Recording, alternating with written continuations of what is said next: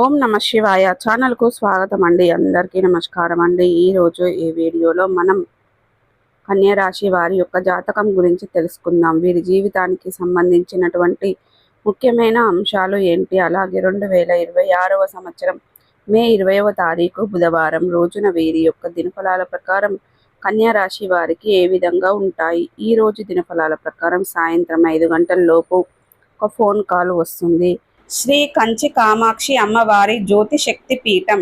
మీకు ఎటువంటి సమస్యలు ఉన్నా ఫోన్ ద్వారా జ్యోతిష్యం చెప్పబడును. భార్యాభర్తల కలహాలు, ప్రేమించిన వారు దూరం కావటం, డబ్బు వ్యాపార సమస్యలు, పెళ్లి కుదరకపోవడం, సంబంధాల సమస్యలు, గ్రహదోషాలు, భూమి వాస్తు సమస్యలు, ఎటువంటి సమస్యలు ఉన్నా శ్రీ దుర్గామాత గారిని సంప్రదించండి. గురూజీ గారి ఫోన్ నెంబర్ 9908806652. నమ్మకంతో గురూజీ గారికి కాల్ చేయండి. మీ సమస్యలన్నిటికీ పరిష్కారాన్ని కనుగొనండి. అయితే ఎటువంటి ఫోన్ కాల్ వస్తుంది, ఆ ఫోన్ కాల్ వల్ల ఎటువంటి వార్త మీరు వినబోతున్నారు, రిసీవ్ చేసుకోబోతున్నారు, అది మీకు గుడ్ న్యూసా లేదా బ్యాడ్ న్యూసా, అలాగే ఈరోజు దినఫలాల ప్రకారం ఎటువంటి అనుకూలతలు ఎటువంటి ప్రతికూలతలు కనిపిస్తున్నాయి, కన్యా రాశి వ్యక్తులకు ప్రతికూలతలను అనుకూలతలుగా మార్చుకోవడానికి వీరికి ఏం చేయాలి, ఎటువంటి దేవతారాధన వీరికి మేలు చేస్తుంది, పూర్తి అంశాలన్నీ కూడా ఈరోజు మనం ఈ వీడియోలో వివరంగా తెలుసుకుందాం.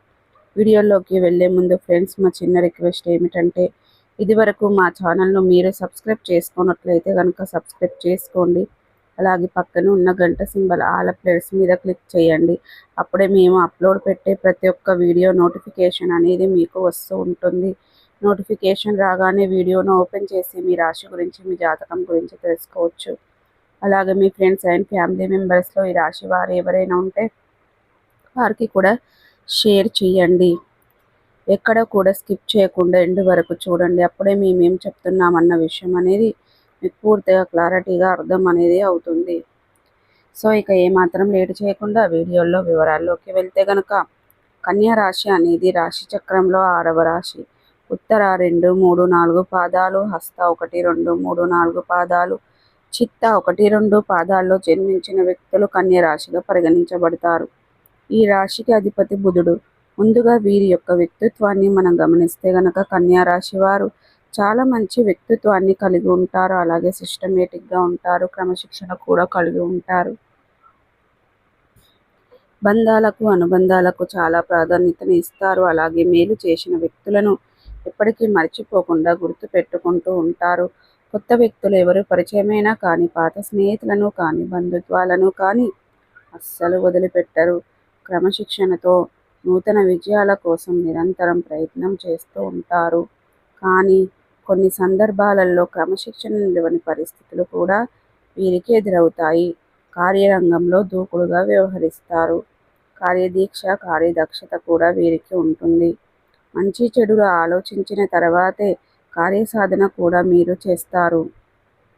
అలాగే కన్యా రాశి వారి యొక్క జీవితంలో ఒడిదుడుకులు, సమస్యలు ఎక్కువగా ఉంటాయి. భారమైన కుటుంబ బాధ్యతలు ఉంటాయి. అయినప్పటికీ ఆర్థిక పరిస్థితుల ప్రభావాన్ని అర్థం చేసుకుని ముందుకు సాగుతూ ఉంటారు. వీరి యొక్క జీవిత గమనాన్ని బట్టి, వీరి యొక్క స్వభావాన్ని బట్టి మనం అంచనా వేయవచ్చు.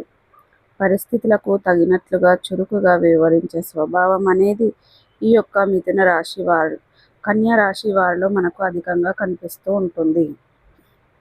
అలాగే చురుకు స్వభావంతో నూతన పద్ధతులపై మనసు లగ్నం చేస్తారు.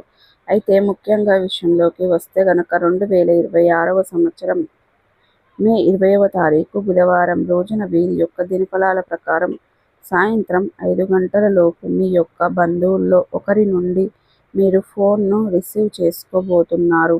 ఆ ఫోన్ కాల్ వల్ల మీ కుటుంబ సభ్యులతో మీకున్నటువంటి విభేదాలు దూరం చేసుకునే అవకాశాలు అయితే కనిపిస్తున్నాయి. అంటే చాలా కాలంగా వారితో విభేదాల కారణంగా మీరు దూరం ఉంటున్నారు. అటువంటి వారు అనేది మీకు దగ్గర అవుతారు.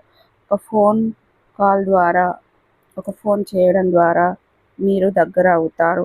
మీరు రియలైజ్ అవుతారు. మీ కుటుంబ సభ్యులతో ఉన్నటువంటి విభేదాలను పరిష్కరించుకొని, అర్థం చేసుకొని మీ యొక్క బంధువులను కాపాడుకునే ప్రయత్నం అయితే చేస్తారు.